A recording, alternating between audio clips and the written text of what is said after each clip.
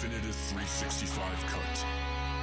These are the meaningless ramblings of a Scottish redone whore and a pissy ex-video store clerk. Their ongoing mission is to set right the movie wrongs. They're gonna need a bigger podcast.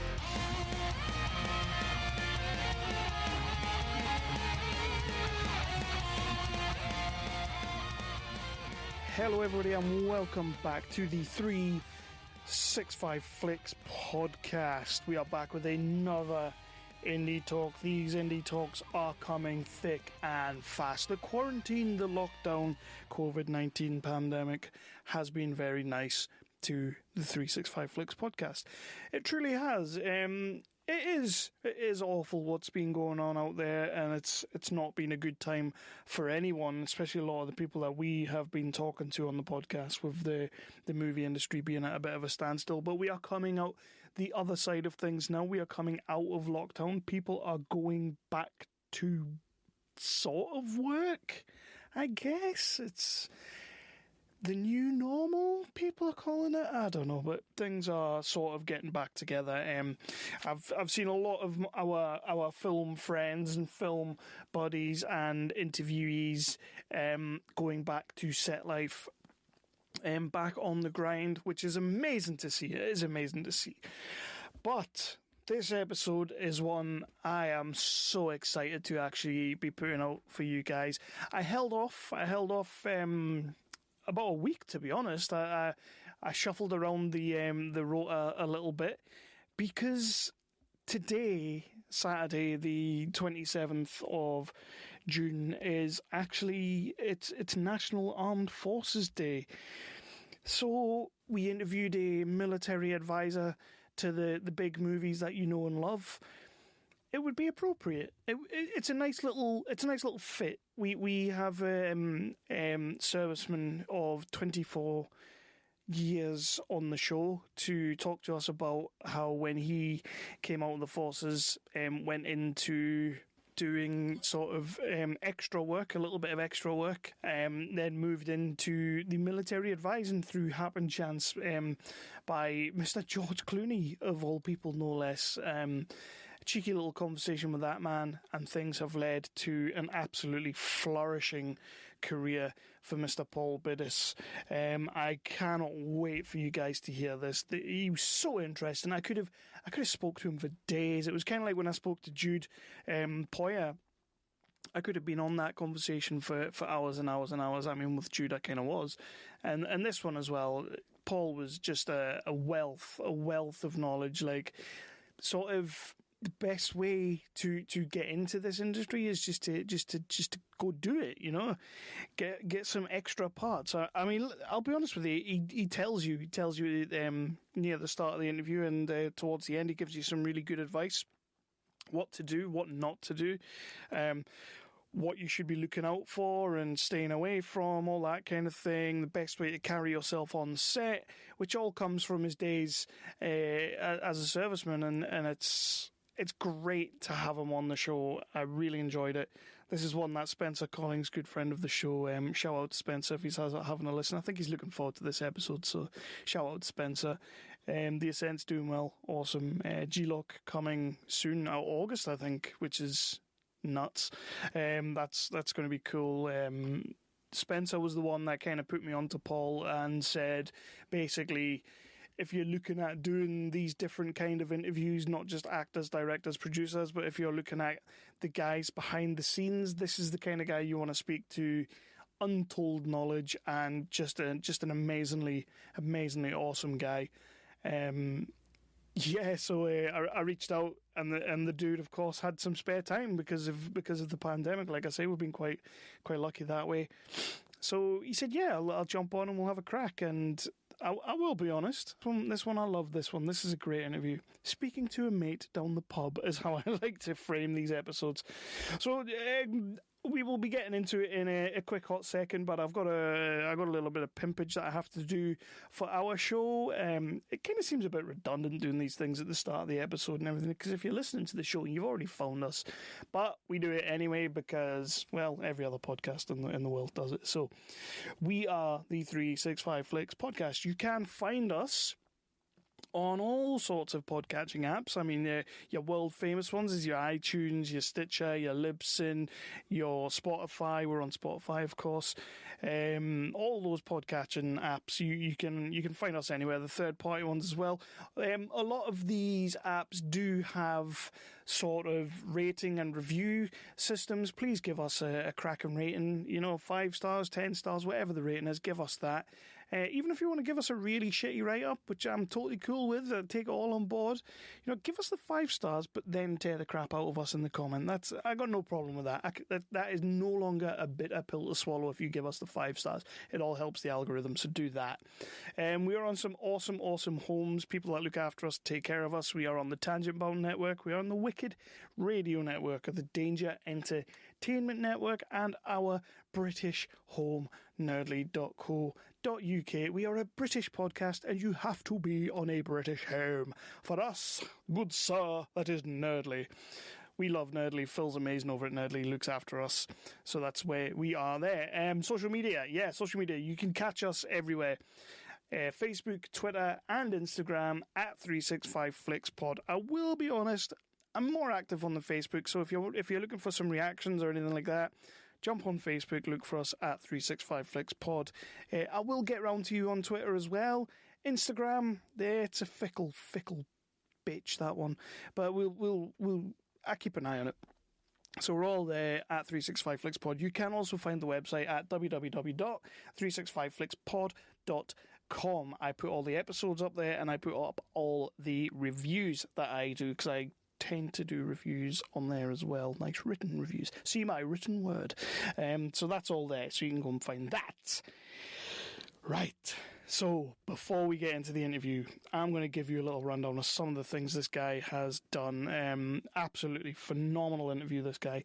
So, back in the day, like I say, started off on George Clooney movie, Monuments Men, which we talk about a little bit, and this is kind of how he broke into the military advising aspect of his career. The TV miniseries War and Peace, which was massive, it did gangbusters, that one. Grimsby, which I'll be honest, I haven't watched. Sacha Baron Cohen, Mark Strong. I've got a bit of a thing against Sacha Baron Cohen. I really shouldn't, but I kind of do a little bit. Criminal, the Kevin Costner movie, that was an awesome movie back in the day, 2016. TV show Fortitude, Taboo with Tom Hardy, loved Taboo.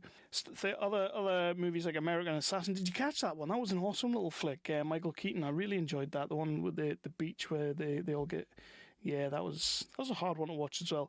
Kingsman, Golden Circle, Justice League, which, as a DC fan, I'm a little bit gutted I didn't really talk too much about that film with him, but, we had some better projects to talk about. So, I can't believe I'm saying that about Justice League. But I am. TV show Pennyworth, Catherine the Great, The War of the Worlds, and, of course, Strike Back was one of the big TV shows that he very, very passionate about that show. It was great to speak to him about that. We really got into some stuff on that. 1917, the big Sam Mendes, that was kind of his baby behind the scenes sort of thing with the military advising, and you can tell when you talk to him, you can tell he is super, super proud of that movie. And of course, Gangs of London, he worked on that too. We get into some of his future projects. You will get to hear about them now in a minute. We will go into the interview in a quick hot second, but first of all, I would just like to thank Paul again for coming on the show. He had so much to talk about, and narrowing things down was really hard for me, but we got to it in the end. And dude, if you're listening, I hope you do listen to this one today. It is National Armed Forces Day when we send out the salute to the boys and everything. And yeah, so it felt like hold on to the episode for a quick hot minute and put it out on this day, and hopefully, it kind of brings in, some more ears that maybe necessarily wouldn't tune into our stuff, because this is a little bit different for us. We've done some stuntmen, we had Jude on, we do actors, directors, producers, we have all those amazing people. But this one's really different. It's nice to have a military advisor who's pretty much a leader in his field and a well sought out man. So yeah, really just listen to this episode, and thanks for coming on again, Paul. You were awesome. In your own time, gentlemen. Must be something big if the General's here. You have a brother in the 2nd Battalion. Yes, sir. They're walking into a trap. Your orders are to deliver a message calling off tomorrow morning's attack. If you fail, it will be a massacre. We've got orders to cross here. That is the German front line. Hold back! If we're not clever about this, no one will get to your brother. I will.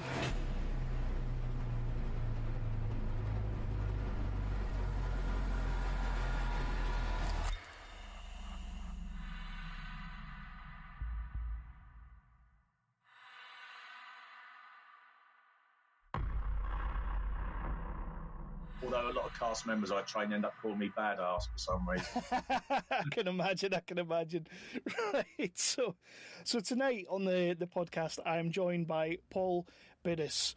Paul runs military advisor company PB Military Technical Advisor to Film and TV, providing trained military advisors on some following services such as script consultancy, boot camps, helping to get the best extras in the suitable positions on the production, as well as training the lead cast and the behind the background supporting cast, working with stunt coordinators, armourers to ensure the realism is on the screen, but in a safe manner as well.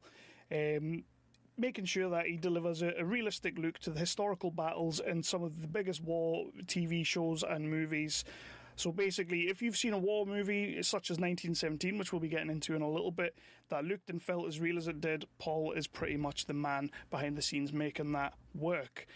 Paul, thank you very much for coming on the show. It's great to have you. How are you doing? No, good. Yeah, good. I've enjoyed the rest. I bet you've been a very, very busy man over the last few years from what I've seen, and it's I suppose the pandemic's worked out in a way because it means I can get a minute to speak to you.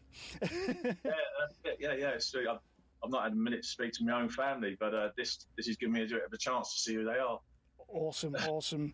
Well, I'm going to start there because basically everything sort of happened recently in the world events, and people have been interested in hearing about what's going on because the movie industry, along with all other industries, really has been hit. But the movie industry, for me, as a movie fan, it's been hit pretty damn hard. So I wanted to kind of get a feeling of how you've been keeping during the pandemic and what it's kind of meant to any work that you had on the go at the time. I had about, all in all, I think there was 7 projects on the bubble. Jeez. 2 that I was filming. 1 we was in prep. Some should have started prepping now as the others were finishing. I should have been in Malta and the Canary Islands around this time, filming something for Apple. Luckily I managed to start on mocap and a computer game. Oh, nice. The Sniper Elite titles from Rebellion. Very nice. So I'm working on Sniper Elite 5 at the moment. And luckily I was able to do that while we had the pandemic. So coming out with different mission scripts and ideas and stuff like that. And then we'll start working on that beginning of July in the mocap studios. And I've had scripts to look through, and I've had scripts to make notes and break down in anticipation for when we start doing things. So it's not been too bad.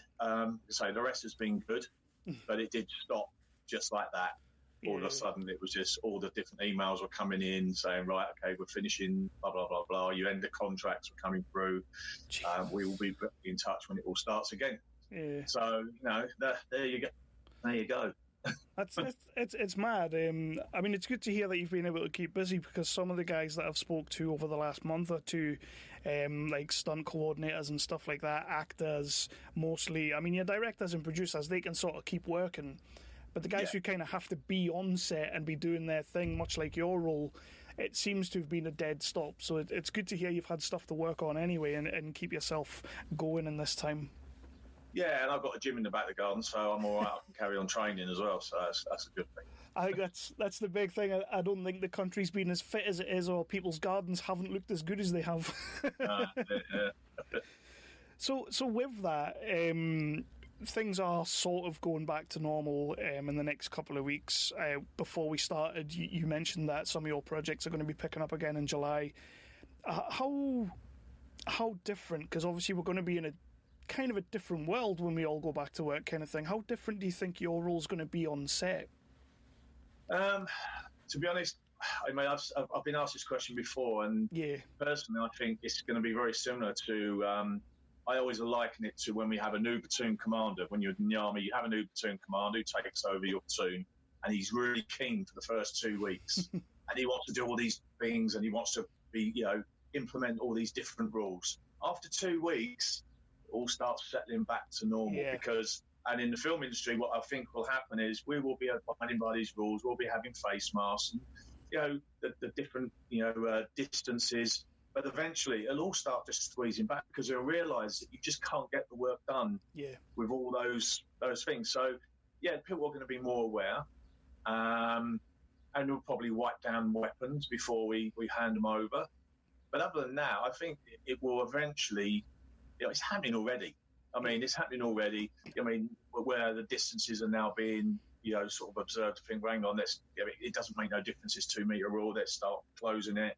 Let's start, the 14-day will start going down to 7 days and then to 4 days. So eventually things will go back to normal because business will not be able to maintain at this present state, and filming would not be viable, and financially wouldn't be either.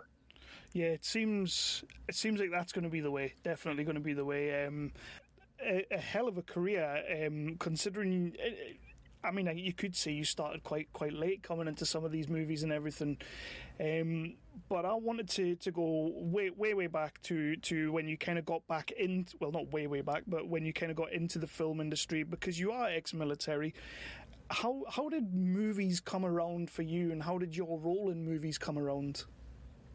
Well, I left the army after 24 years, and 2 years before you leave, you do a thing called resettlement, which is basically to prepare you for civilian life. And my second career was surveillance and close protection. So that was what I was going for. That's what I was studying, doing extra courses. So when I come into the big wide world, I can set myself up as a surveillance operator and close protection operator. And I was doing those jobs. I had no thought about the film world whatsoever. Never thought about it. Never crossed my mind. Didn't even know what extras were. And there was a lean period in between. I was looking after a Saudi. Then I looked after one of Simon Cowell's old groups. Nice. And then we had a bit of a lean period. And there was an advert that came up on Facebook, I think it was, I can't remember now, for extras for a film called Monuments Men. They needed ex-military. Nice. And I just thought, go on, it'll be a laugh. There's something different. I've never done it before. See what it is. So I sent my application in, and they basically snapped me up and had me as one of the corps sergeants. And then I just watched how things were going. I watched what was happening. I watched what the advisor was doing, how he was working. And then there was, it was just a moment. And that's all it was. Now, obviously, extras are supposed to be seen and not heard, as they say, which I hate that. They're referred sometimes as moving props, and it's just very disrespectful because, those people that normally say that don't realise that a film is just going to be a blank canvas without them. Exactly. And I was asked to do a feature on it, as a scene, and it was simply me getting out of a Land Rover and walking towards John Goodman and looking in this Land Rover. And the director, George Clooney, just said, I'd like you just to drive up, stop, and you two get out and just stand there and look at him. And then all I simply said was, can I make a suggestion? It's D-Day plus 3.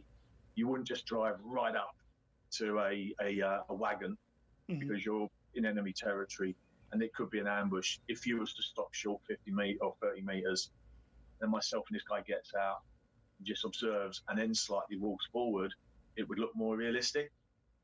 And he just sort of looked at the other guy and just went, yeah, I like that. Let's do that. That was it. And I thought, ooh, I like this. And then out of the blue, I think it was after that, I remember getting taken away. Myself and the other guy got taken away just for some close-ups. They wanted to put some extra makeup. And I remember one of the other guys saying, "That's you sacked." And I thought, oh, well, I don't give a toss. So what? And then a couple of weeks later after that, I was called in to go to Pinewood Studios, and another guy called Kev, and we were asked to help set up and test all the extras for Fury. So set out the boot camp. Nice. So that was essentially my first boot camp. I was obviously at a low level. I was just paid just a bit extra than an extra would be paid. But I basically helped select the best 300 out of about 2,000 hopefuls. I put together some various stands so we could test them to see if they were physically and mentally robust. And then out of that 300, I then helped pick the best 60, which was Baker Company. And then throughout that filming, I was like a marshal and an advisor to the ADs. They had 2 full-time advisors who were properly on the payroll that were being paid a proper military advisor rate. But no, so and it just went on from there, and really it's word of mouth, and my name was getting noticed more, or I was getting noticed more. And like Criminal, I came in for an audition for Criminal, and then they just went, "Oh, could you help set a boot camp for us?" So I literally set a boot camp up for Criminal on the back of a postage stamp with only 5 minutes notice, and so I just put some stuff together and then started a small selection process. And again, the name just got around, how I was able to turn these things around fairly quickly.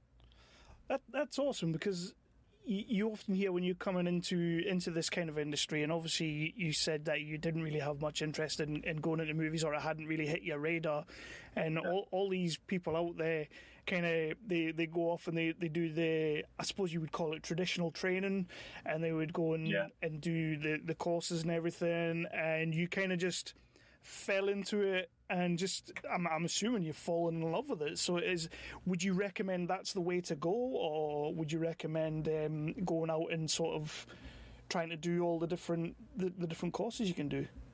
There is no course to be a military advisor. Yeah, there is no course out there.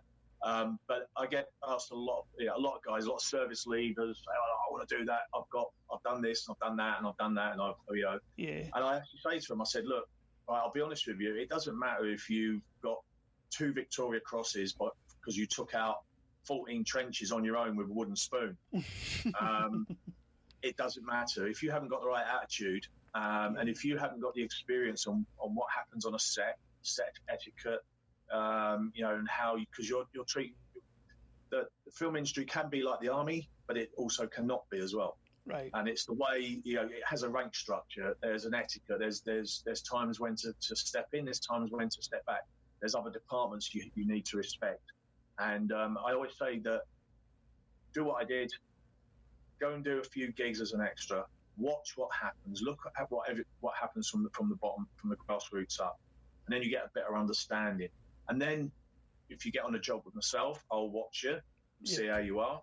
I might give you an appointment, like I make you an NCO, and I want you to marshal guys around and make sure they're in, their weapons and all their equipment are with them. And and if you fare well, then I'll get you on a job to assist me. So similar to Spencer. Spencer was asking me loads of times when and then he was on Vanity Fair, and I met him when he was riding.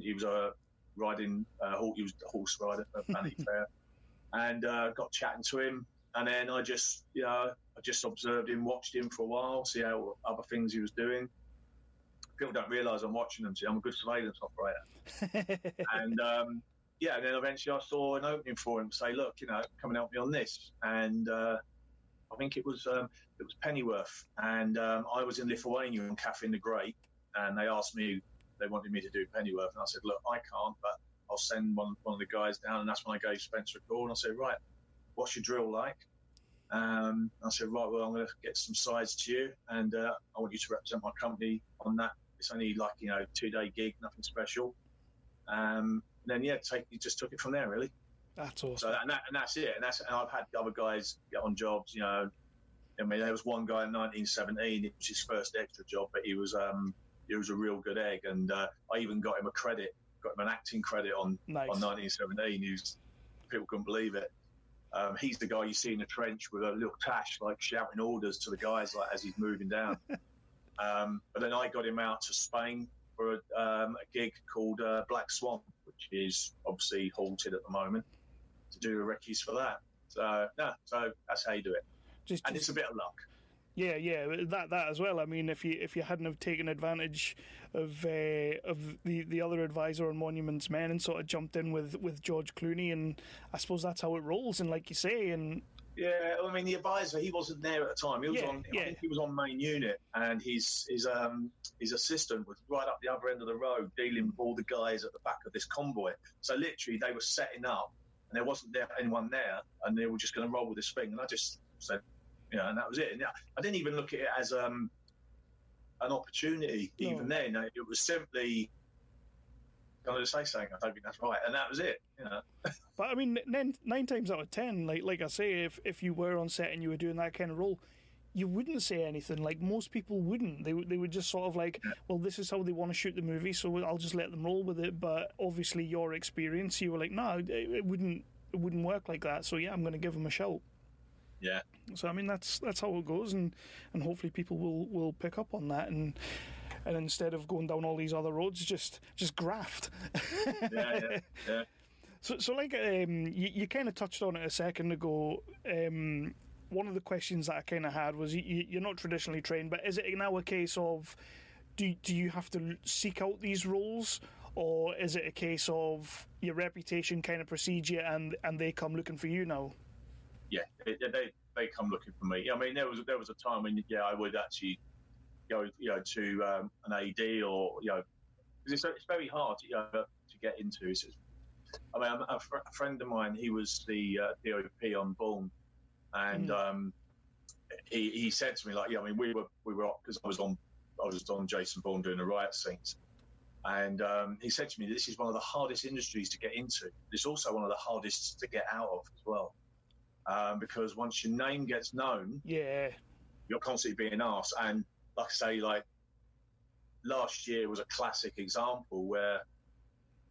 How I managed it, I don't know, but I'm doing a major feature. I'm doing a major 10-part series. I was helping with the pre-biz for Gangs of London, and at the same time, literally travelling from Salisbury to go to Wales to do the pre-biz with Jude, coming back to Salisbury to do some more battle stuff, and then flying out to Croatia. I was all over the place. Blessing and a curse. Yeah. So can you, for people who are unaware, because I do feel like this is quite an unsung hero's role in the movie business and on movie sets, can you explain, in layman's term, as deep as you want to go with it really, what exactly a military advisor does? Basically, he stands around craft, drinking brews and just pointing at things saying, no, you wouldn't do that. That's the impression people have. Yes.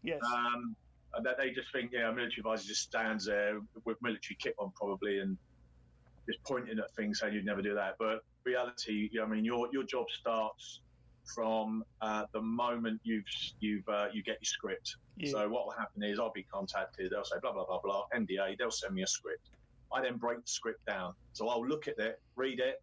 Like 1917, there were certain things on there that I ring fence to say, well, look, if he gets shot in there, he's not going to be able to do his job.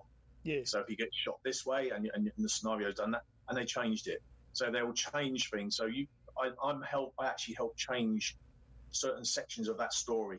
So that's the first thing. You then liaise with costume, you liaise with props, the army department, stunts. So everybody's talking, and they will ask me questions. Oh, would this be right? Would that be right? I mean, 1917, we had a historical advisor as well. Which helped because I'm not a historian. And really, and then, so once you do that, then you start looking from the script and you work out what's required for the actors and what's required for the supporting artists and everybody else. There's no point getting the drill manual for 1917 out or the drill manual for 1954 or whatever and doing every single bit, because it just wouldn't be piece. If it's not in there, don't teach them. They don't need to. They only need to learn what's required and maybe add a little bit in as a surprise for the director to say, oh, they can do this. So, for example, War and Peace, I had 3 days' notice to fly out to Lithuania and for War and Peace. I'd never touched Napoleonic stuff before, so I had 3 days to learn about Napoleonic warfare and its drill, put a boot camp together, a risk assessment that was in keeping with the script, and then train 500 extras out in Lithuania and smashed it, like, you know. So, but then once you do that, you do the training, and first of all, you do a selection process first to make sure the guys are physically robust and mentally robust. Again, 1917, we keep on relating to that. It was a one shot or segments of one shots. If you've got a 9-shot take and you've got some guy there that you have to keep on telling to do a certain thing, then he's no good for you. So I like to assess that and get rid of those people if possible. You know, it's not their fault that some people, you know, they don't want to learn sometimes. But also you've got to be fit as well, because if you're doing a take, you've got to get back to number one very quickly and do it again. So I do that. Now, once we've got the selection process out of the way, we'll then do the training itself, specific to what's required in the script. And then I'm there to keep my eye out for anything that might be wrong. So webbing undone, you know, weapons, you know, not in a correct position for what they're required to be. Anything that, any little details. So I'll be there with the director. I'll be watching the monitors. If I see something, I'm like, right, okay, you need to do that. You know, with the two actors, George and Dean, again, you know, I will give them training specific to their characters. One was more experienced than the other. So the training I gave them was, this guy had been to the Somme. So I wanted him to do some stuff that showed that he'd actually been to the Somme. He'd been experienced. One of the things was doing his pouches, because in the Somme, the webbing wasn't that good. The pouches kept on flying up and rounds were falling out, and they had to modify the pouches. But the drill of before moving off was checking the pouches. So George is doing that. He's putting his rounds in. He's then checking, making sure his pouches are done. And that's a drill that's been carried on right the way up until even present day. Before you move, you check the pouches, things like that. So it's all them little things. And obviously, and then you've got the post-production, ADR. You might get some notes. What would be some things we could put in here? What could we put in there? So you go from start right away to finish. So it's a lot of responsibility, and there's a lot of responsibility on your shoulders to make sure that you've got an eye on every department as well. Obviously, you're respectful of them, but you need to, if you see something wrong, you need to just get someone to say, look, just want to let you know that guy, do you mind if I touch the pouch? You know, you don't just go in there and start touching it. You know, some people can be a bit delicate. So you've got to be very diplomatic as well. And to make sure those mistakes, because sometimes there are programs that hire guys who are not experienced, and all the departments will just crack on, and they're not aware until the finished product's on TV and their name's getting trashed on Tinternet. It's like, who was the fucking military advisor on that? And the poor bloke is just like, it wasn't his fault, he just wasn't experienced enough. You must. My father-in-law is he's ex-army, and he is a nightmare to watch movies like this with, because he just picks it apart. You know, much like yourself. So you must be a nightmare to watch these films with, and these TV shows. Or it's. I'd sometimes. I mean, I used to, but I actually wrote a blog. I'll post it to you. I wrote a blog. Nice. It's called "Who Was the Military Advisor on That?" It's a tongue-in-cheek. Insight into the roles of a military advisor, and sometimes how you shouldn't shoot them because it's not always their fault. It's unfortunately that's one of you've got to grow. You've got to have a thick skin, because there's always someone that will try and find fault in something, and you're never going to get anything 100% accurate unless you're making a documentary, and documentaries don't put bums on seats. And I think it's a famous quote from a director is that I was making a film for millions of people, not a documentary for maybe a couple of hundred. It's like I say, my father-in-law, I can't think of any movies offhand, to be fair, but like we'll be sitting there and we'll be watching something and he'll be like, that's ridiculous, he wouldn't be holding his gun like that, or he wouldn't salute that guy, or they wouldn't do that, he wouldn't be sat there, and I'm just kind of sitting there like, I'm trying to watch this. I mean, there was a thing on 1917 when he saluted when he shouldn't have saluted, and I was like saying to Sam, he should really. Oops, right? I was saying like, oh, he shouldn't be saluting. You know, he's not got no headdress on. They went, no, I want him to because I want to show that he's nervous, and then he's just ran into that trench and he's all over the place. Right. Like, okay, fine, all right. You know, and I like biting my lip, going, oh, for fuck's sake. So. You sort of sit there going, well, I'll just skip past that in the cinema then. There was one where he calls him Sarge, and I said he wouldn't call him Sarge. It's an RAF term, and the RAF wasn't in existence at that time. Oh yeah, but I want him to call it. I said, look, there's only two Sarges. There's Massage and Sausage. But he wanted to run with it. So you're like, okay, well it's your train set. I'm not bigger than that train set. I'm only there to advise. I can't demand. That must be, and that's what you have to remember as an advisor. You can only advise. That must be tricky though, coming from your background and knowing what you know. That must be tricky. It is tricky. I mostly get my way.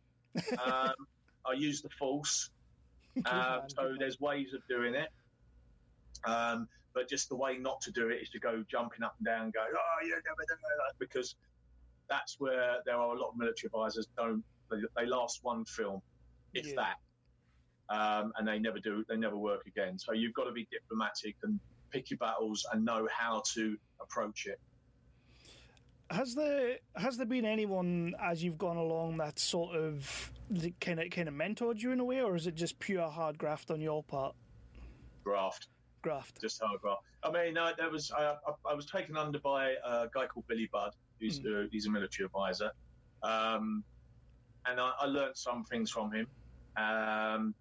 But he's an ex-Royal Marine, and obviously me being a para, I'm excellent. But no, it's So I mean, I learned stuff off Billy, but yeah, then mainly it is a lot of graft because you've got to push yourself out there. I mean, he's got his own company, and I've got mine, and so that's one of those things really. Yeah, man. I mean, I've heard plenty of people mention your name when we've been doing these talks, and you have a very good reputation about you. And I just kind of wanted to ask if it was a thing that you've just pushed yourself for. But that's cool. I push myself. Yeah, you have to, because if you don't, oh god, yeah. And I've picked a lot of stuff up, which I've learned along the way myself. On contracts and all the boring stuff but there's things like, for example, the Hollywood magazine, and I know that comes up a lot in films, an endless magazine that never stops, and I remember on Strike Back the cast were like, oh bloody hell, we're always getting done for it, and that's when I first took on the job. And they said they keep on editing. Every time we do a magazine change, they edit it out. So they just see us talking and we're firing. And I said to them, I went, okay, well, that's simple then, isn't it? Do a magazine change during dialogue. Because they can't edit it out then. It's part of the story. So do a magazine change during the dialogue. Yeah, it won't get edited out. That was it. Class. Yeah. Simple things. Very simple things. Yeah. So a big part of what you do, as we've mentioned, is that you train up a lot of the lead cast and the supporting cast and all that. Has there been an actor that you've come across in your line of work that just naturally got it, knew the stance, knew how to move, and didn't take much training from yourself? Just somebody that really impressed you? No, I never. I try not to give out too much praise anyway. I always give them a scale. Like I give all the cast a scale, and it's good. It's dog's bollocks or it's airborne. Airborne, I like it. Airborne, yeah. And I'd have a lot, especially the Strike Back crew. They'd be coming up to me going, "Oh, was it airborne, Paul? Was it airborne?" And I'm like, "Yeah, that was all right." Yeah, I would never. But no, I mean the Strike Back crew worked really hard, massively hard, because that's altogether it's 7 months work, and it's non-stop. It's you're doing 2 episodes So that's a block. 2 episodes is a block. You've got 5 blocks to get through within that 6-month period. Obviously, there's bits on either side, which makes it 7 months. Yeah. And it's every day is a stunt, a gun battle of some type, and you've got to fit all the training in with that. And they had to get it fairly quickly. And I had, there's lots of, like, you get somebody, the guest cast that will come on, and I have to train those guys up. But no, it's everyone I've trained gets it fairly quickly anyway. But that's probably down to my method of training, really, which is don't give them too much praise, and if they screw up, loads of press ups. I do like that, because you get this sense with a lot of actors and whatnot, they can be a bit diva-ish. So it's nice that you've got somebody there that's kind of like, I'm not going to give you any praise, just you did all right. Yeah, that's it, really. Yeah, I remember it was funny because at the wrap on the last season, we wrapped on Strike Back the last season. They had all the behind the scenes cameras, and Ellen, she plays Novin. She was a tear. She had flowers, and I was coming down with a brew in my hand. She went, Paul, it's Paul, our military advisor. Was that airborne? I'm like, nah, like that. That's class. Even at the end. Yeah. Don't give them anything. Don't give them anything. Nah. You won't name names here at all for obviously professional reasons, but have you ever had an actor that just didn't get it? Just you thought, I can't train you. No, I've never honestly, I've never had an actor that didn't get it. Cool. They've always got it. I mean, and it's repetitive training. I'll just keep on with them. I see a weakness, then I will.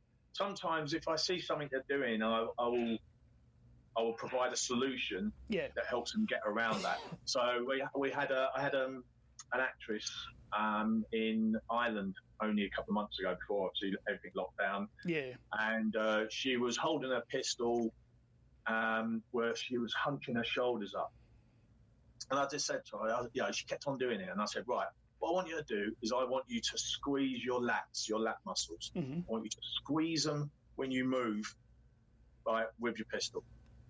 And she did that, and she then got it. The shoulders stopped hunching up because she was squeezing the lat muscles, and then she was looking more natural. So all it is, you look at it and think, right, let's provide a solution to so you do it properly. And once you do that, the confidence grows. She stopped doing that, and she was then more fluid with her movements.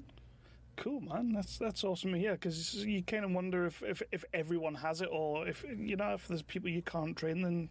But no. It's something, I mean, there's casts that have been on other jobs, and they've been taught incorrectly, like holding a weapon by a magazine, which is a big no-no. Well, when I went to, I was training some of the stunt guys with the Gangs of London, and we did the previs, and some of them picked up the weapons and they were holding by the magazines. I went, right, stop there. He's a big pet hate of mine, and I'm going to tell you why. And I explained to him that you've got 31,000 pounds of pressure speeding through that barrel. Yeah. And maybe another 21 that's going up a very small little hole that's going back to recycle the weapon. Now, if you're holding the weapon by the magazine, and the barrel is right the way up here, so if you was to hold a hose pipe 3/4 of the way down and put the water on full blast, what happens to that nozzle? It flies everywhere, which means you don't have muzzle stability, and a professional soldier would know that. Mm-hmm. So this is why you hold a weapon like that. And obviously you're holding by the magazine.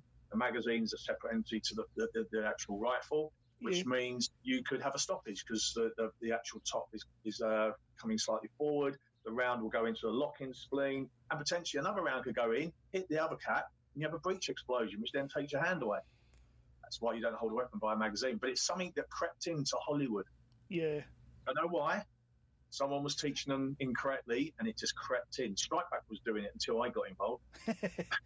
I got to. It's funny you mentioned that, because I actually got to see when we visited the set of Tom Payton's film The Ascent, which obviously Spencer's in. We spoke about it before, and we were on set, and they were doing like a rehearsal of a shot and everything. And all it was they were coming running out of the forest and then into where the lake was, and they come running out, and Elena Wallace, poor Elena, holding the magazine. And Spencer was kind of like stood beside us, just kind of watching the scene because he wasn't in the scene. And as soon as they kind of stopped the rehearsal, he's like, Elena, where are you holding that gun?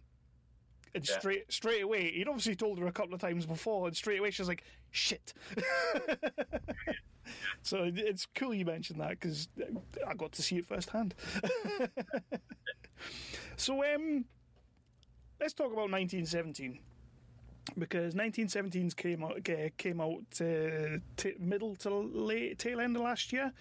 It came out sort of I think about the 6th of January. It did actually. It started off in the States on the 25th of December. Yeah, and it's been hailed as by many critics and reviewers as the most realistic war film ever made, and a lot of that praise does go to Sam Mendes, but numerous articles that I saw and interviews that I saw, a bulk of the credit also goes to yourself, because from what I'm told and from what I've read, it was kind of your baby as well with the military side of things. So to see all that coming through and people seeing how authentic they thought it was, how was that personally for you, given your background? It's great. I mean, a lot of my friends, I'm from a military background, got in touch, and they were saying that it was really good. That was one of the best war films I've seen. Yeah. And one of the things I liked is that it wasn't a war film. I mean, there's some people that were like, "Oh, it wasn't big battles." So, well, if you got the attention span of a DC comic, or a bloody Transformer film, which I've worked on myself, maybe that film's not for you. This is a human story. This is about just two guys with a job to do, and it's just following them. And the nature of the shot would not have allowed a big, full-on battle. We've seen World War I movies. We know what happens. They get out of the trench, they move forward, they get mowed down by loads of machine gun fire. Some might get in the trench and there's a bit of bayonet. We know that happens. Everyone knows that happens. What they don't know with this, it's actually seeing the aftermath of conflict. It's seeing the dead bodies. It's seeing those guys move around. But yeah, and I think the best comment I had was from he was a commander who used to be what's his name? Richard Kemp, who's he does a lot of stuff. He's like a military advisor for the press, for all the military related stuff. And he actually did a tweet and sent me. He goes, "Do you know what? That's one of the first films I've actually seen the actors act like soldiers. With none of the cliche stuff you sometimes see in films. They actually acted like soldiers with the same sort of traits that a soldier shows, and the guys around them were acting like soldiers. So I was really happy with that." Yeah, that must be awesome, because, like I say, like you guys are there to make sure it comes across as realistic and authentic. And my father-in-law, he saw the movie and he absolutely loves that movie, and even he kind of said at one point, like, it is as close as you can get to that. He was kind of like, without being in it, at the time, it's as close as you can get, and he loved the film as well. So I just want to see how you took to the positive response, because it was such a positive response. Yeah, I mean, it was good, and it was. I mean, these things can go either way, and it went the right way. I'm happy to say, but no, it was a team effort as well. So there was a big team effort that actually did that. You had the historical advisor. You got the art department and the armory department, everyone working together. I mean, the weapons were, a majority of the weapons were fake weapons. Yeah. So, I mean, I can say this now. So if, for example, when the guy's singing and the camera's going around, if you look at it again, you'll notice the guys have got their hands positioned on certain parts of the weapon, and that's to hide the screws to show that they were fake weapons. And I went around the position. I went, well, I want you to put your hand there. I want you to put your hand there. So guys positioning their hands in certain things. So it's all them little things you do as well. And when you can imagine 500 guys coming on set, and I'm running around checking their bayonets to make sure the bayonets are the right way. There's I always used to say, ring to the rear. Make sure your ring's to the rear, because on the bayonet the ring should be to the rear if it's correctly fitted. But some guys, because they were like hardened plastic, they might get the bayonet out sometimes. I'd look at it, put it in, and forget it's in the wrong one. I wanted to make sure that guys didn't have like Mars bar wrappers hanging out their webbing. So I'll be going around making sure webbing's done up and water bottle pouches are done up and all that sort of stuff. So it's constant on the go, backwards and forwards like a lunatic. Well, that was the next thing I was going to say, because apart from training, obviously all the lead roles in the movie, so your two main guys, and then obviously you've got the likes of Colin Firths and everybody coming in and doing their bit, Benedict Cumberbatch doing their bit, so you've got all these guys. I read that there was roughly about 600 extras on this, altogether it was 800. 800? Yeah, you had 300 in Bovingdon and 500, actually right. Over 500 in Salisbury. So altogether it was 800, but I did a batch of 500 in Salisbury and then a batch of 300 in Bovingdon. That's mental. But how can you give us a little bit of insight into how you even begin to think about that many extras? Like, do you have to have a team around you to sort of split up, or like that's a lot of extras to be kind of dealing with at one go? So I had Andy Robertshaw as historical advisor. We had the Armory department. And I had Julian, and I think for the Bovingdon phase, I brought Spencer in to help me for about 2 days on the Bovingdon phase. So what we'd have is like I started off on my own. Like for the Bovingdon phase, I was coming in while they were doing costume. I'd have 10 rifles, 10 guys come out after being fitted for costume. I'd then line 10 guys up. Right, here's a rifle. This is what it does. Blah blah blah blah. Here's the rules. Right, and then I'll do some very basic arms drill. And I'll say, you're never going to do arms drill on this film. But I want to see what you're like, and I want to see how you can, take simple instructions. And then I'll do 10 at a time, 10, 10, 10. And I kept on going through until I'd got all 300 for that Bovingdon set. Yeah. Then they would turn up, and then we had a boot camp while they were doing some rehearsals with the two main cast, and we would do a historical stand. So I'd get 50. So Julian would march the first 50 up. I'd have them marching, so it gets them into that mindset of being military. Yeah. We'd go through collecting the weapons off the armory, and so they knew what the system was to make it as efficient as possible. Spencer would be waiting with the next 50. I would then get the 50. I would give them a safety brief. We'd then split them up, that 50 into 3 groups. Weapons, historical, beasting. Beasting being running up and down, making sure they're fit enough, getting down the ground, crawling up and down. That's it, because that bit was really required for Bovingdon. There wasn't as much physical that was required. It was mainly trench line. That's the first part of it when you see them just going through the trenches. And then the first 50 would go in the trench, and then we'd start giving them jobs. This is what you're going to do. This is how you're going to do this. This is how you're going to do that. And it was a sausage factory like that. Until we had all 300, all in a trench, all with different jobs to do, different actions. And then we'd go through, this is what you're going to do. On when you hear action, you start doing this. But we don't want you looking at the camera. Yeah. So you look in the camera, you just balls it up. You've got to be able to react at the right cue. And you've got to cue yourself in some respects, because there's going to be no ADs there to cue you. So that's the whole reason why you had to make sure you had the right guys for that bit. For Salisbury, it was obviously a bigger operation. 50 guys come in, or they would drive up to the location. First of all, weapon safety brief.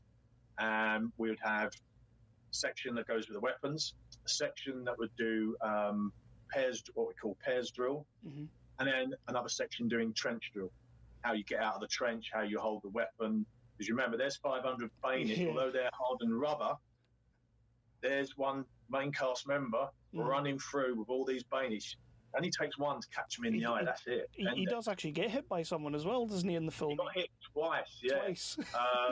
And that was the best one as well, because I remember when it happened, and Sam was like, and I went, fucking mega. He's like, yeah, but you hit him. And I went, yeah, but that's more realistic. Yeah.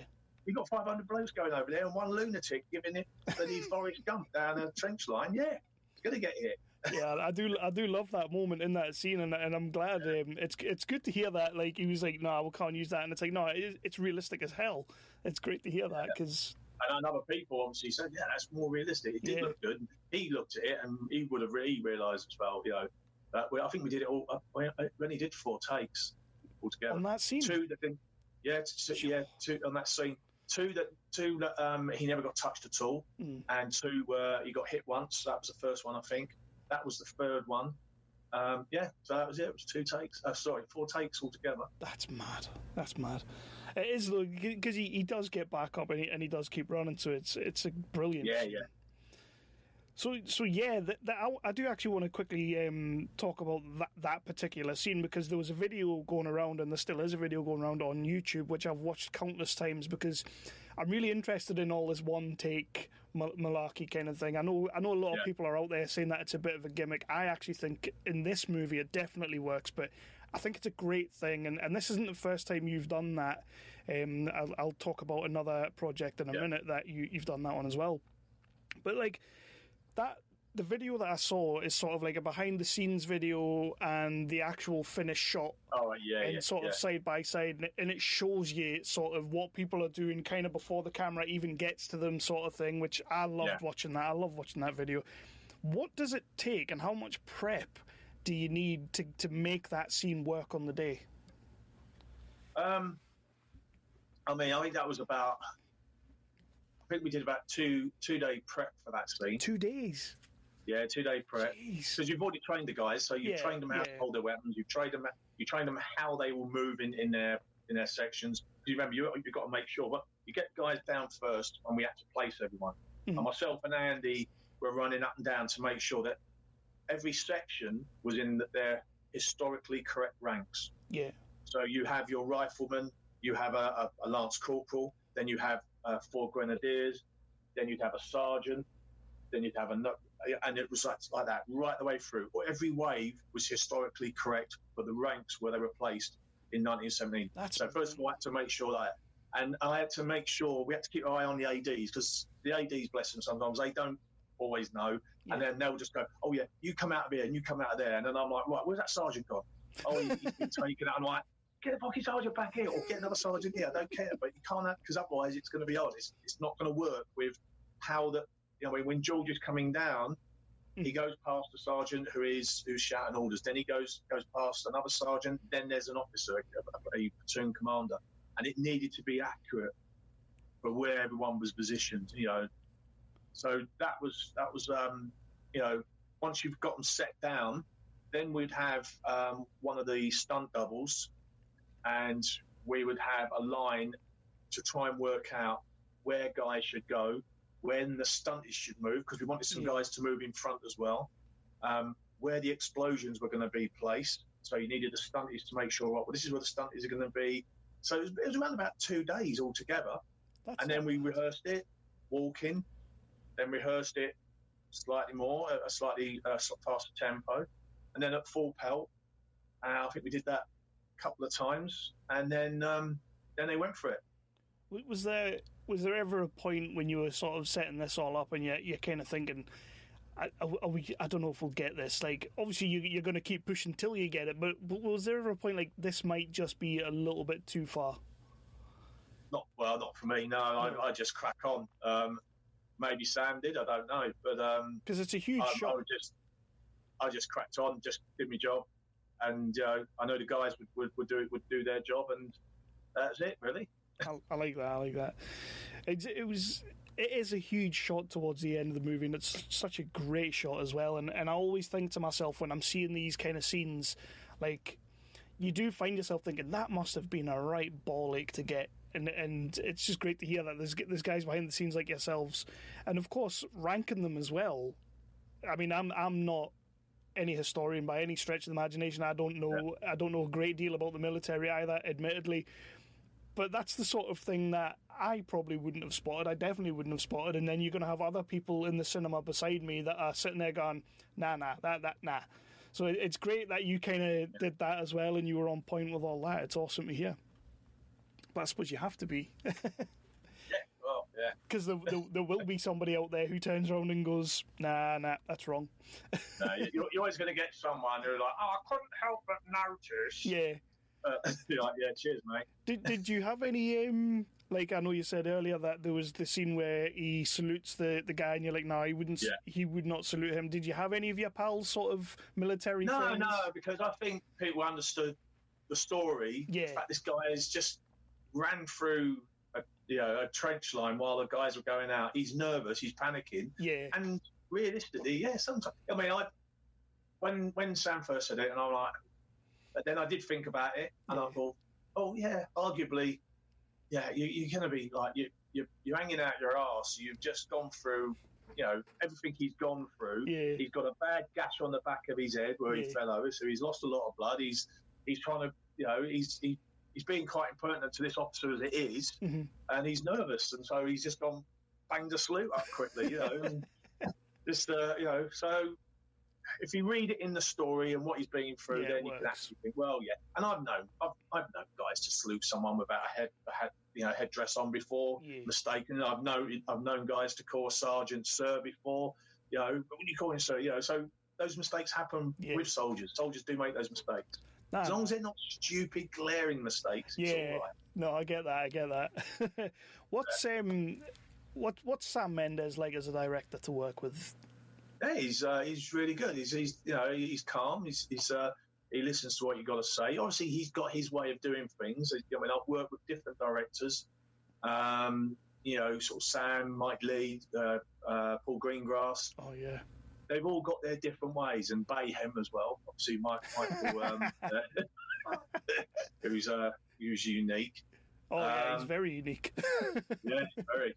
But no, they've all got their own ways of doing it. And I don't have any dramas with anyone. So really, I mean, it was really nice for Sam to take me on, and it was nice when I first met him, and he just said, "Oh, you've done a lot, haven't you?" And I went, "Oh, okay, yeah." And then we had a little chat, and then he just shook my hand and went, "I'm really looking forward to working with you."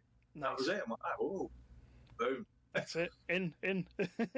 So George McKay and Dean Charles Chapman are both superb in the movie, and obviously you worked very closely with them too. How hard did you push them as young actors? Oh, pushed them straight. I mean, from day one. Yeah. I said to them, right, I want you to wear boots throughout the training. No trainers were wearing boots, and I want you to be in the proper kit. And I explained to them about, first of all, the first lesson I actually gave them was looking after their feet. Because they were used to trainers, they're not used to hobnail boots. They were wearing, authentic hobnail boots. And I said to them, look, one of the biggest non-combatant injuries which took guys out of battle was trench foot. Yeah. And your feet are going to get wet. They're going to get sweaty. You're going to be doing a lot of running around because the script already says that. And eventually you're going to get blisters. Those blisters can become infected. So you've got to look after your feet from day one. So I taught them how to look after their feet. I gave, how to identify hot spots, which is when you can feel that something's going to happen, how to take them up, Vaseline around the feet, powder the feet. Every so often you get a chance, get fresh socks on, get them repowdered. So that was the first one, because if they got blisters, especially George, and halfway through filming, he can hardly walk. It's not going to be out of film. No. And that is a shitload of money down the drain, because they'd have to stop everything, and they wouldn't have got everything done, and they may not have got it done before, the time period they had set themselves. So I like to think that I actually saved production a lot of money, because if he got injured, And that's why you're there, though. That's why they come looking for you. Yeah. So then I started them off. I gave them their first. We went up to the back lot in Shepperton, and we started familiarising them with weapons and how I wanted them to load the weapons. I didn't want them looking at the cases. I wanted them to be able to do it instinctively, as if they'd been trained. I went through, the do's and don'ts about, with weapon safety, along with the armour as well, and then as we were walking back, I said, right, so first little test, we're going to start running, and I'm going to tell you to take cover, and you start taking cover. And I just started belting back down, and they're like that with the kit. The kit was flying everywhere, because I wanted them to understand the equipment they have wasn't built for people to go running around like lunatics. And I wanted them to understand that. So I was just running them around the back lot, getting them to take cover, get back up again, start moving. They got these boots on, they got all this kit on. Said, right, now you're going to feel some hot spots on your feet, you're going to feel some hot spots on your body from the webbing, identify them, and they're places you want to start taping up. So that was the first lesson. They must have hated you then. They loved me. They love me. They had to love you. Otherwise you're just going to push them harder. But no, you do kind of. It's one of those things that you do kind of wonder, because they do put in a fantastic portrayal in the movie, and you do get the feeling that they've been places and seen things, and that's a big part of what you did with the guys. So I just kind of wondered how brutally you would have pushed them in training. Well, I trained them differently. So Dean was trained more leniently, right? Because he's fresher. George's character had been to the Somme. Yeah. Dean was fresh. Yeah. He'd never been into battle before. And I wanted to show that. So again, when you see them just before they're going over the top, Dean fits his bayonet on, and then he keeps on checking it. Yeah. And he just keeps on. You see him check it a couple of times. He's putting stuff in his pocket. He gets the flare gun, puts that in, and he keeps on checking him. Mm-hmm. That's showing his nervousness, because this is the first time he's going over the top. So I wanted to show that. So that's what I said to Dean: just keep on checking that. Keep checking your pouches, checking all this stuff, and where George, bayonet on. He's round, everything's loaded, he's ready to rock. He's more calm because he's done it before. And then when you see that in the final product, when you or even when you watch back the takes, is that something that personally you're kind of like, yeah, smashed it? Oh yeah. Straight away, I'm watching on the monitor, and I'm like, yeah, good lads, good lads. So going from 1917, which is World War One, you also worked big time on Strike Back as well, which we've mentioned a couple of times, which is more your modern day kind of war scenarios. So how different is it to prep for those two things, like to be going from World War One to sort of modern day? How different is the military advising? Easy. Yeah, it's easier. It's bread and butter. Yeah. And I had more of a say on that. So I get the scripts, and Jack Lovian, the showrunner, he will just say, look, got any mission ideas, things like this, and then I've created some of the missions for Strike Back. So there's a lot of the missions on there, a lot of tasks they do. So the first time was in Malaysia, and they needed a reason how they're able to find this enemy.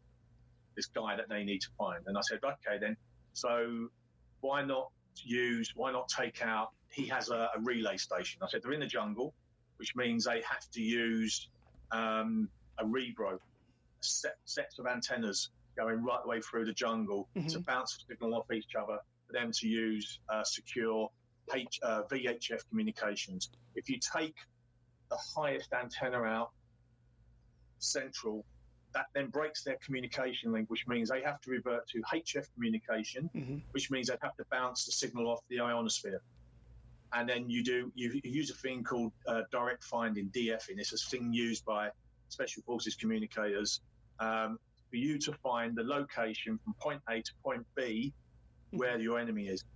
And that was a mission, to take out this antenna so then they could use HF to be able to pinpoint where the enemy are, and then do a mission into there and take out the meth lab. and did the showrunner just kind of turn around and go, yeah, I'll take your word for it, let's run with it? They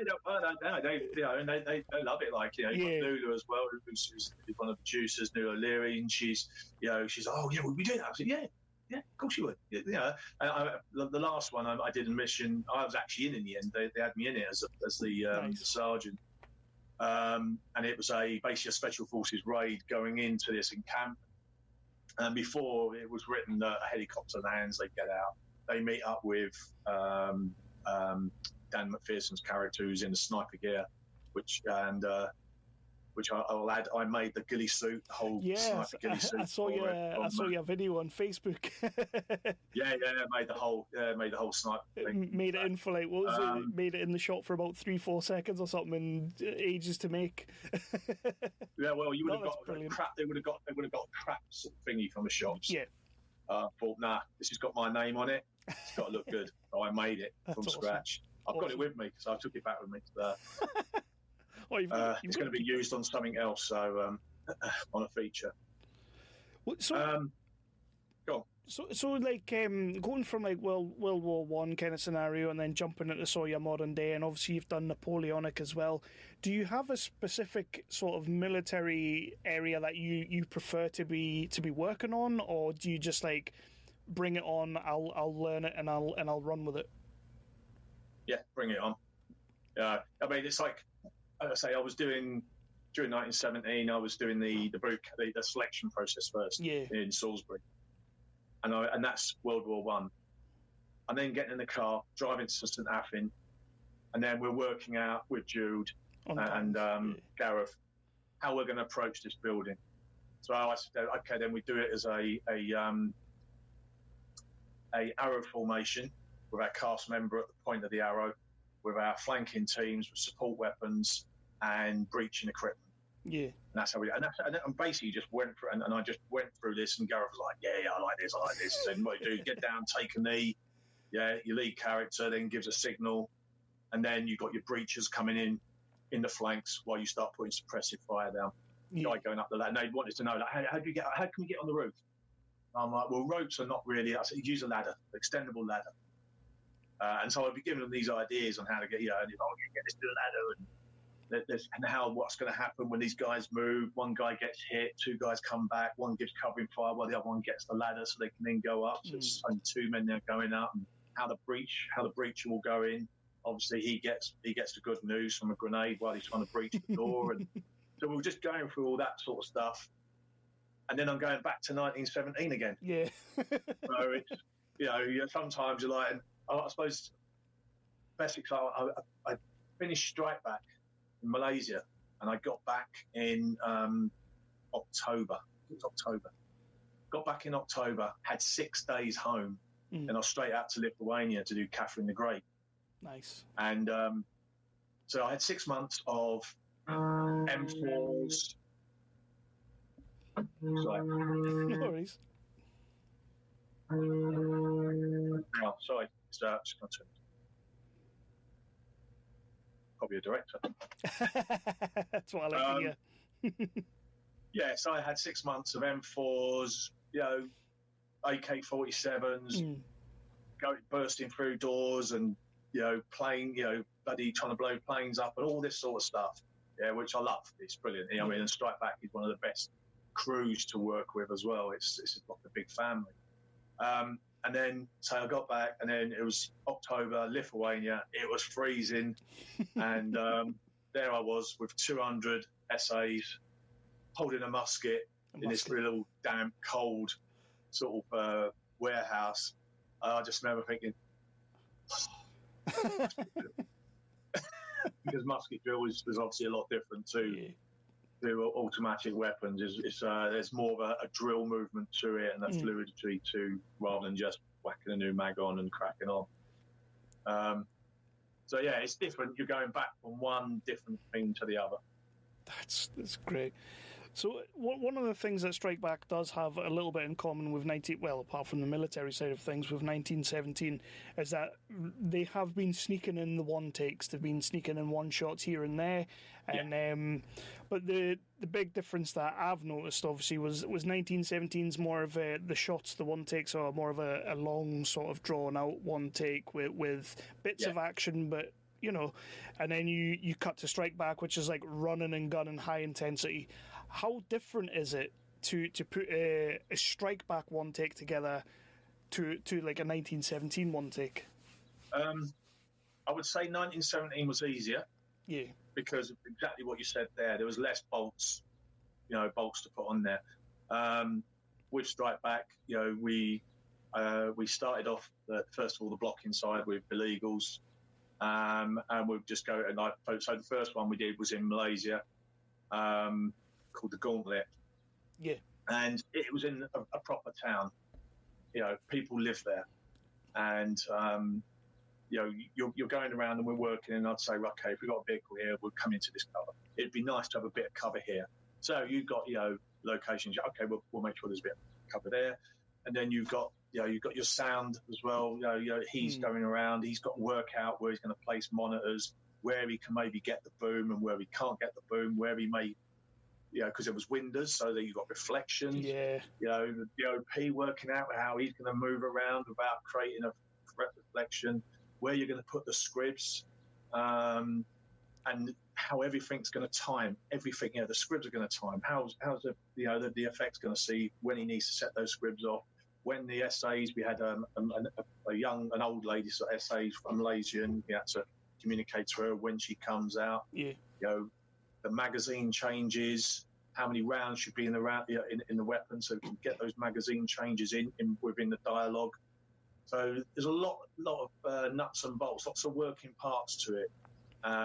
So that was harder. Yeah.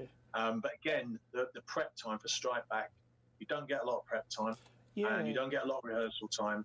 Everything's got to be done on the run. So like Strike Back, like I say, you do it in 2 blocks.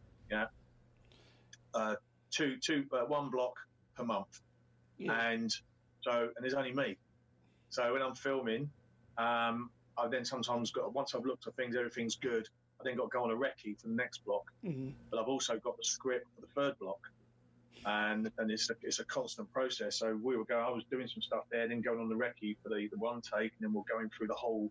I was pretending to be Warren, so I was sweating my bits off, running around this thing. And then doing it again, and the cameraman's got to work out where he's got to move and how he should move and at what point he should move. You also got the safety distances of the rounds, so all fairly close up. They're Section 5 weapons; they're dangerous. Just the blanks, in the wrong place can hurt, and at some points it can kill as well. So you got all them bits and pieces as well. And that's the Strike Back crew, as you've mentioned a couple of times. They're a tight little crew. They've been at this for a while now. So the actors that you're working with, the likes of Warren and everything, are they just sort of like, just throw it at me, we'll go through it and we'll nail it? Yeah, that's literally it. So we would go through the rehearsal. They turned up when we were doing the rehearsal, and they watched myself and the 2 other stunties, go through exactly what we were doing. And they followed us around, mirrored us, then did a walkthrough themselves, then did a second walkthrough at fast pace, and then it was like, right, let's go for it. Sort of the same as and that was the one time Warren caught me. He caught me because I was very proud of it. There was when they managed to do that first section before the swipe, and I walked out of the video village, and obviously straight away they're looking at me, they're seeing what my reaction is. And I didn't think Warren had seen me, but I walked out like a bit of a chicken, like the cockerel, going, my boys. And he saw me and went, and I was like, yeah, all right, it was good. Just came over and said, was that airborne? But we did, we done one on the last, we did a couple of one-shots on the last Strike Back as well, so there was a couple down on there. And the one with Warren, when Warren gets the good news, that was quite a good one as well, with one take. So the Strike Back, I believe they said that the last series was to be the last series, but I mean they've said that about Strike Back before. Can we expect to maybe see some more? I always say never, and the way the script was written means I would say nothing. I mean it's a popular show. Lots of people apparently have been writing in saying no, you've got to do another one because it's like with everything that you had the old cast, the Sully and whatever. Yeah. And people they warmed to them, and it took a while to warm to these guys, but it took a while for people to warm to those 2 guys. Well, because initially you had Andrew Lincoln was in there to start with, so it always takes a while to get there, but you do get there. And that's what was happening. After the Malaysian one, the fan base started building up, and then obviously the other one, it was like everyone was going, was loving it. And you got the odd one, you got people that are like, but it's a bloody TV program for fuck's sakes. Yeah. So in between 1917, you just mentioned a minute ago, you had 1917 on the go, you had Strike Back on the go, and then you did some work on Gangs of London, which I had Jude on last week to talk about Gangs of London, and I absolutely loved that. Can you tell us a little bit about what, I suppose you already kind of did before, but a little bit about what went on with Gangs for you? So I went down to St Athan And I basically they put me up for the night because I literally was coming from that other boot camp. Went up to the hangar where they had the mock-up or the cardboard mock-up of the house, the farmhouse. And then basically Gareth, because it's my mate who's the AD on there, Liam. He was the first AD on Vanity Fair, so he basically got me on this. He said, "Oh look, I want you on it. You can just go through this and help them out." And I said to him, "Look, I won't be able to do all of it because I'm committed on 1917, but I'll have one of my guys come out." And eventually, I had two different guys come out. So Spencer did some, and another guy came out there as well. Tony came out to do some stuff as well. But yeah, so I went there, spoke to Gareth. He told me what he wanted, and then I made suggestions on kit, breaching kit, how we get onto the roof, and how we would approach the building. So I suggested a arrow formation, like I say, with your principals at the tip of the spear, and your supporting weapons and your breachers on the flanks. So then naturally they go down on the knee, they start putting more suppressive fire down while those guys move around and flank the building. And that was it really. And we just went through that, trained the stunts, gave them some correct weapon handling, training, how they maneuver, how they move their way around obstacles, how they sweep the weapons around.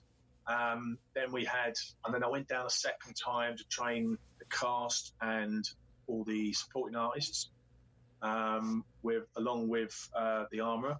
So we took the way out the back, and we just evaluated those guys to see who was safe, who was not safe, who should go at the back with supporting weapons or supporting rubber weapons, and who should be at the forefront, manoeuvring, and and then that was it. I finalised a few other things with Jude and that, and then that was really my part of it. I was there every now and again just to offer some advice, and I would then go off, carry on with 1917, and then I'd just be in comms with Spencer or Tony to say, right, what's going on, what's happening? Okay, well, I suggest this, blah blah blah blah. Just be my eyes and ears, just make sure there's no glaring mistakes. And really, that was it.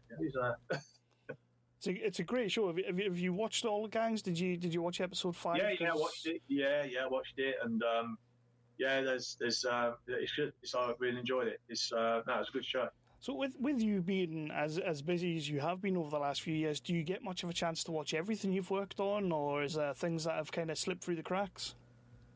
Yeah, I've not watched it. I've not watched any of the latest Strike Back. No, but I know what happened. So I suppose, I know what happened. The only bits I do, because I watch it anyway, because I look through the stuff, so I know what's going on. I watched the mission because on the last one I created the mission with helicopters coming in. They do this heliborne assault. Because that's because I wanted that to. It went back to the old roots of Strike Back. I think there was someone.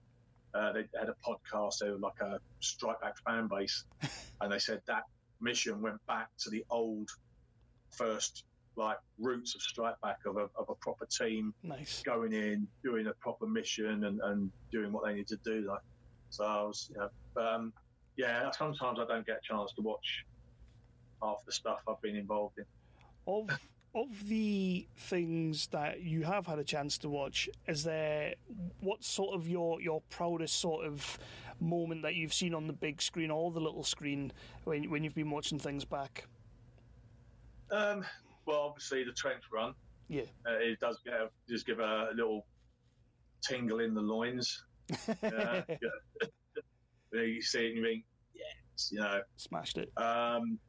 Yeah, I mean, the one-shot Strike Back, I was really happy with that. I really like that. But no, I mean, most of the stuff like War and Peace, some of the battle scenes on War and Peace, that was one of my first jobs. And I wanted to make sure it looked dirty and messy and not how you normally see reenactors when they're reenacting these battles, but they're all nice and clean and all just stood there. You wanted to show some guys actually getting in amongst them, trying to drown people in puddles and, trying to bite people's noses off and all sorts, because that's what battle is. You want to you want to live, you're going to have to kill that guy who's trying to take your life. And I wanted to show that, So I guess this one sort of feeds off that question as well. Sort of, has there ever been a time when you've been on set and you're sort of setting things up and you're about ready to go and you're thinking, fuck, we're making something here? I just go with the flow, really. I just don't really reflect too much on it. I suppose you're in the moment. Doing. Yeah. I mean, it's sort of. I know. I've not had that. I mean, there's been times when I thought this is weird. Like when I was on Death of Stalin. I don't know if you've ever seen it. Yeah. I was doing the funeral scene for Stalin. Right. Yeah. And how the Russian soldiers would move out with him and everything else. So there's Stalin's coffin, and we're doing all that. And then the next day, I was at Leavesden doing Justice League and training these US soldiers on how they would react to Superman's coffin being wheeled out with Batman and Wonder Woman and Aquaman, which was a bit. And I remember thinking, this is weird. Two funerals, two very different funerals, I guess. Yeah. That's class. I saw that you worked on Justice League as well. Like, I'm a huge DC fan. I couldn't tell. I wouldn't be able to tell. Oh right, yeah. I've got my Aquaman. Yeah, I've seen him. I've touched his trident. Oh damn! And my biceps are bigger than his as well. I can see it, and I don't doubt it. So we're going to start kind of wrapping up a little bit now. I've taken up quite a bit of your time, but I would like you to let people, give them a little sort of hope in how they could get into the industry that you are in, roads that they should take and roads that they should possibly avoid. Okay, so I say to everyone, there is a degree of luck involved with this. But you want to be a military advisor, then the first thing you should do is sign up to an extra agency and get yourself a few gigs on films. It doesn't have to be military. It just has to be some gigs on films to understand from the grassroots up, chain of command, and how things work, and just what I would say in a relaxed environment, because you're going to be sat on a bus and you can watch it all happen without any pressure, without any stress. Because if you're an advisor, you're under pressure and under a degree of pressure. You've got a job to do, and you can be up, stood 12, 14 hours a day running around doing this, doing that. You're not going to have time to learn anything, and you probably won't learn anything if you walk straight into it. You'd get chewed up, which is what I say to a lot of guys. Like I say, there's guys that tell me, "Oh yes, I was a sergeant major. I could be an advisor," and I'm like, "No, you'd get chewed up." Yeah. In the industry, you would be chewed and spat out unless you know what's going on. You're aware of everything and the chain of command and how to approach things. That would be you. As far as courses, there are no courses, despite what some people will say. There's all these courses out there, and this goes for actors, this goes for stunts, this goes for supporting artists. There's lots of courses that offer, training in weapons and training in tactics for, sometimes extortionate rates. And I get it a lot of times on boot camps, and I ask people not to do it. Especially course providers, I ask them not to do it. And that's tell these people that they will have more chance on getting on a film because they have a certificate. Yeah. Or they will have more chance of maybe being noticed because they've got a rather expensive piece of paper. Yeah. And, I always have to say, look, no, that's not the case. It's, first of all, 1917 is a classic example. I had loads of guys coming up to me saying, "Oh, I've done this course." And I'm like, it doesn't matter. Because first of all, the director is going to pick every face. Now, the director, Sam Mendes, picked every individual by their face, although he did say to me, "But you're the guy who will make that final cut based on their mental and physical dexterity." Yeah. But essentially, he's the one who's picking the faces. So if your face fits and your body type and age and everything else fits, you get picked. And an expensive piece of paper that you've just paid out hundreds of pounds for for a course, it's Yeah. not going to make the slightest bit of difference. And a lot of guys look really upset and disappointed because they were being fed misleading information, I'd say. Yeah. Well, by some of these course providers. So, sorry, fly. Did you just So, Mr. Miyagi that fly? Yeah, I used to, yeah. But no, so I'd say that all these different courses are popping up. Yeah. Don't waste your money, because if you get picked, you get paid to be trained, and you get paid for that correct era.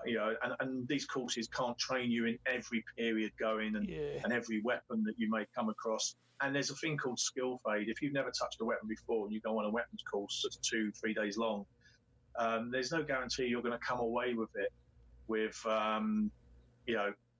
abundance of knowledge that you're going to maintain. But it's like an MOT. The MOT is only really a day old. Yeah. You got a certificate, but it don't really mean much. And essentially, in the end of the day, weapons are under jurisdiction and rules of the armourer, who's employed by a production company, and the training is under jurisdiction of the military advisor and the stunt coordinator, and we're the guys who are going to make that final decision. And I think it's just only right that people understand that all these courses, just like the security industry, the security industry is terrible for it, of saying you've got to do this course and you've got to do that course, and if you don't do this, you won't get that work. Do this course, you'll get work, and then they just get left to their own devices and they're not getting the jobs. So I would say all these people that have asked me, is it worth doing these courses? I would say it's a nice to have if you want the experience, but it's not going to get you work. It's not essential, because end of the day, you will come on set. If you get picked, you'll be paid to learn and to be trained in the correct procedure or correct drills for the era that you're paying. It's one of those things. The best form of training is on the job training. It's exactly, yeah. It's on the job training, and it just wouldn't make a slightest bit of difference. I mean, I had like I say, for a surveillance course, there was someone who was getting out of the army, and she says, "Oh, well, I do the surveillance course," and I said, "Well, this is a course you should go with." And she just goes, "Oh, well, no, that's too far away from me. I want to do this course." And they were promising her work once you finish the course, and she did the course. It was a substandard course, and she didn't get any work. She just paid about $2,000 for nothing. I mean, that's awesome insight on that, and I'm glad you kind of said that, because to be perfectly honest, people who are listening to the episode, they will have heard how you got into the industry as well, and you didn't have to go and do those kinds of things. You just sort of fell into it as an extra and then went on as a military advisor, and you've had a hell of a career so far, and no doubt it's going to go even further. So I think people are going to, they'll hear what you're saying and your path, and hopefully stay away from that kind of thing. Yeah, I think, and the other thing as well, another important thing is to be honest and not try and bluff your case. Oh, God, yeah. Yeah, there are people that do it, and they will try and bluff their case. They will bluff their credits and twist their credits around. Problem is, it's a very small industry, and you do get found out. And eventually, word goes round, and before you know it, you're wondering why you're not getting any phone calls. So that's the other thing as well, just to be honest and don't try and bluff. And I've had people do it where they've said they've done this, they've done that. In fact, there was one guy tried to say, "Oh yeah, I was a military advisor on Gangs of London." I'm like, "Oh yeah, did you really?" Yeah, bluffing the wrong person there. Yeah. So you do get it, yeah. So that's a big no-no as well. Cool, man. So if anybody did want to try and find more of your work and find out what you do and find out about your company and your other projects, where could they go and find out? So I've got a company Facebook page, which is PB Military Technical Advisor for Film and TV Limited. So there's a company Facebook page where I'm always putting stuff up, and as you saw my little sniper, how to make a ghillie suit. I've got a company web page as well, which you just put the same thing and it will come up to the top of Google. Yeah. So, or you just put Paul Biddiss Military Advisor and it will all just come up anyway. So. And but before I let you go, I already kind of know what the answer to this question is going to be, but we are coming out of this strange, unprecedented time. we are coming out of this strange, unprecedented time.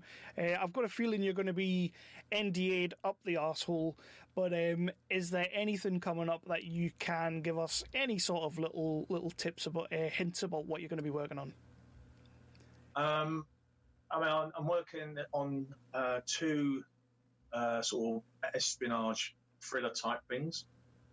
One very big sci-fi Nice. production. Love a bit of sci-fi. Which is Apple TV, which is all I can say. It's basically the books were the inspiration. They were written in the 60s, I think, and they were the inspiration for Star Trek and Star Wars. Nice. I tell you what, as well, Apple TV's putting out some decent content right now. Well, I'm on 3 jobs for Apple, and one that's going to start. We should have started once one of the other Apple jobs had finished. Yeah. Which is a big project as well. And that's Second World War II. Nice. So yeah, there's lots of, Pennyworth was still going. We was doing bits on Pennyworth, and I believe something will be starting that I've been tipped off for. That may have a connection with a certain TV program that was on not very long ago that you've spoken quite a bit about already. That's awesome. So basically, you needed this rest because you're about to be super, super busy again. Yeah, I'm going to pull myself in all sorts of different directions again. That's awesome to hear, my friend. To be fair, I'm really. I know this sounds selfish, but I'm quite glad this pandemic happened. Then it's been horrible, but I'm quite glad it happened because it's given me a chance to sit down and chat with you. You've had a great career so far. I can't wait to see what you do going forward, and I'm going to be keeping an eye out and just trying to push things further. No problems. Thanks a lot. Again, though, Paul, thank you so much for coming on the show. It's been an absolute blast speaking to you. I feel like I probably could have taken up another 2 or 3 hours, but I'm not going to do that. No, that's all right then. I would have pulled this and gone. I had, like I said earlier, I had Jude on the other day, and he said to me, he goes, basically, I've got nothing on. Take as long as you want. And I kind of sat there and went, you're going to regret that, by the way. Yeah. But no, again, Paul, thank you so much for coming on the show, and I look forward to seeing what you've got going. Hey, hooligans, this is Michael. This is Michelle. This is Jeremy. From Who the What Now? The show about strange stories from the internet. And Bigfoot came over and beat his ass. Oh my God. Knocked him around a little bit, and he just kind of went limp, and Bigfoot left. Pop culture. John Fod Van Clam. I thought John Fod Van Clam was supposed to be the alien in Predator. Mm-hmm. And did a jump splits and ended up with his badge right in the dude's face. That's his do I get the part? In our crazy lives. I'm like, oh, there's a cat on my back. And then all of a sudden I feel something. I feel a furry paw go down my ass crack. Just slide right down my ass crack. I was like, what are you doing? You can catch us on all your favorite podcast applications. Spotify. iTunes. Libsyn. iHeartRadio. Stitcher. Your mamas. And wherever else they have quality podcasts. So don't miss out on the next Who the What Now? So that was Paul Biddiss, military technical advisor to the big movies that, if you've seen a movie and you thought, you know what, they got that right, they nailed that, it seems this man was kind of behind that project. And he gave us a little sneak peek into some of the other stuff he's kind of been working on. The Guy Ritchie movie, Cash Truck. You mentioned an Apple movie that we didn't really get into, but there is now a trailer for it, so I believe I can mention it. It's an Apple TV movie called Foundation. It looks kind of awesome, to be honest. The trailer looks great. And of course, he did a little bit of work on Wonder Woman 1984. Again, a DC project we didn't really talk about, which is madness, but hopefully he'll come back on and we'll talk about DC for days. Days and days and days. He did say he had bigger muscles than Aquaman, and trust me, guys, I had him on video, and that man probably is bigger than Aquaman. So before I go, a little bit about what's coming up. So Giles Alderson, we have locked that episode in. We are going to be doing it very soon. Looking forward to speaking to Giles about his movie The Dare, but most importantly, Arthur and Merlin, the Knights of Camelot, a movie that had our good friend Chris Johnson all up in there. So I'm looking forward to sitting down with Giles and shooting the shit about all that. He is from the Filmmakers Podcast. Please do go and give that a listen. It's kind of like what we do here, but way more in depth, because Giles is a filmmaker himself, so he knows what the questions are, he knows what to ask, and he really gets into the nitty gritty of it. We're just talking about movies we love, two people who are in or worked on the movies we love. You know, that's how we roll. It's a drink down the pub. But yeah, Giles is coming on soon. I've got a couple more lined up. I don't really want to say anything too much until they are fully locked in and confirmed, but we got some good ones coming. You want to keep listening. We've got some good ones coming. Obviously, the regular schmegular will be hitting the airwaves again. Me and Chris sitting down, talking, shooting the shit. We've had a bit of a time, obviously, with the COVID and the pandemic and everything like that. Lockdown, quarantine, furlough. He is actually still working. Job changes, things like that. So things have been a little bit hectic, which is why I've just been taking the reins on the indie talks and keeping them going, because we want to give you something. There was a time when we got lackadaisical. We're not doing that anymore. No more. If the regular schmegular does not happen as often as possible, you will be getting indie talks. I will hound these people. I like that a lot. But yeah, we've had a good run. I've enjoyed speaking to some awesome people recently. Shakespeare Sisters from the independent movie Soundtrack to 16. Michael Elkin on the Break movie. Obviously, Break is coming soon. Cannot wait. We had Tom Payton at the start of the lockdown. We had Mike Beckingham at the start of the lockdown. That was awesome getting those two guys on again. Any time's a good time to speak to them. You know, so we kept rolling. Now we got Paul Biddiss, we had Spencer, and Paul was a great interview. I'm so glad he came on. So what I'm going to do is I'm going to leave you with one last thing, because I was contacted about a comic book / graphic novel that was going into Kickstarter. Called The Secret Protectors. They're doing like an issue 1 to 4 compendium, so it's kind of like first 4 issues, volume 1 sort of thing, all put together in one go.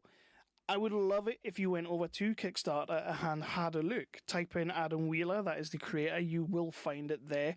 It's kind of like a superhero movie thing, which is right up our alley, the good guys versus the bad guys, but different. And I'm not going to say too much because I genuinely want you guys to check this out. It's a lot of fun. And what they have been doing is, if you sign up to I don't know if it happens if you sign up to the Kickstarter, but if you like sign up on their Twitter or Facebook or anything like that, they've got links. You get the first 2 issues for free.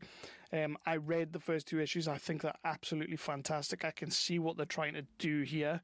Ben Nunn is the artist and co-creator with Adam Wheeler. I'm super excited about this project. It went live yesterday on Friday. Please go and check it out. If you've got a couple of spare shekels, drop them in the pot. If you don't, that's absolutely fine. But do me a favor, do them a favor, and just pay it forward with a little bit of like a retweet or putting it out on Facebook. Let your friends know that it's out there. The more people that know that this thing exists. They did just kick off yesterday. They have a fair few backers already. It's doing quite well. There's like another 30, 33, 34 days to go. And I promise you, when you have a look at this thing, it's great. It's great. I'm not going to say too much about it, but this is one that I'm going to be pushing a little bit harder than some of the stuff that I normally do, because I just think there's something there. Not to say we don't push everything for everyone, but we just, when you find a project you're really into, you push it and you do. So yeah, please do go over to Kickstarter and look for the Secret Protectors. And if you can't find the Secret Protectors, just type in Adam Wheeler. It'll take you to his creator page, and there it is. It's all over Twitter. It's all over Facebook. The Secret Protectors. Find it. Have a look. If you can afford a little bit of money, donate. and I will put it out there right now. On the airwaves, this is an exclusive. You have got my word on this. For every person who donates to this project, you will get from us, the 365 Flicks podcast, a free bag of freshly made steam. Yes, that is a promise. You can take it to the bank. Better than cash money. So I'm going to head out. This was a fantastic interview with Paul. I absolutely loved it. Please, if you want to hear more like this, and if you know people in the industry that you think would be a good little fit for us, give us a shout. If you think these are good episodes, that doing the behind the scenes guys, because I'm loving doing them and I'm loving hearing about these things. If you want to hear more, please do. I know a lot of people out there just want to hear from the director or just want to hear from the actor. That's not what we're about. We're an independent podcast talking mostly about indie movies, and we want to hear from everyone, from the makeup guy to the sound guy to anyone, the coffee guy. I'll talk to the guy that made the coffee on set. I don't mind. But yeah, please do listen to more episodes. We have got way more coming. I keep seeing the figures, and I'm still in awe of how many of you guys listen. I love doing this, man. It's awesome. Yeah, I'm going to go because I'm kind of just waffling now. Paul Biddiss, thank you so much for coming on. And again, June 27th, it's Armed Forces Day. Salute the boys. Yeah, awesome.